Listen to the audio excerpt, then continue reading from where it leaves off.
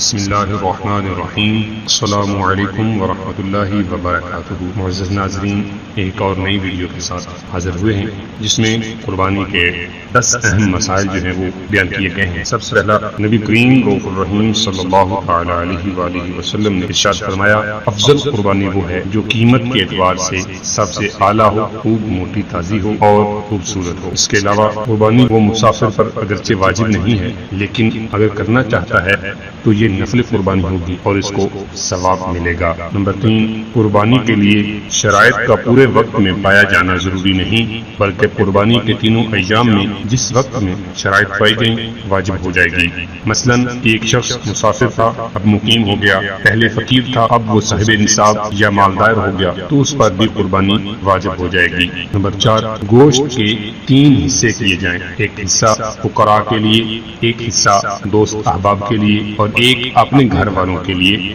رکھا جائے۔ اس کے علاوہ اگر اہل و عیال بہت زیادہ ہوں اور گوشت تقسیم کرنے کی وسعت نہیں ہے تو بہتر یہ ہے کہ سارا گوشت اپنے بال بچوں کے لیے رکھ چھوڑے۔ نمبر 5، بیوی یا بڑی اولاد خود اپنی قربانی کرے، خاوند یا باپ پر ان کی قربانی واجب نہیں۔ نمبر 6، چھوٹی اولاد کی طرف سے قربانی کرنا باپ کے لیے مستحب ہے، باپ کے ذمہ قربانی کرنا چھوٹی اولاد کی طرف سے واجب نہیں۔ نمبر 7، جو نابالغ تھا ایام نہر میں یعنی 10ویں، 11ویں اور 12ویں ذی الحجہ کے ایام میں بالغ ہو گیا اور خود غنی بھی ہے یعنی بالغ بھی ہے اور مالدار بھی ہو گیا تو اس پر اب قربانی واجب ہو جائے گی۔ نمبر 8، گائے یا اونٹ میں کئی آدمی شریک تھے، گوشت وزن کر کے تقسیم کیا جائے، اندازے سے تقسیم نہ کیا جائے۔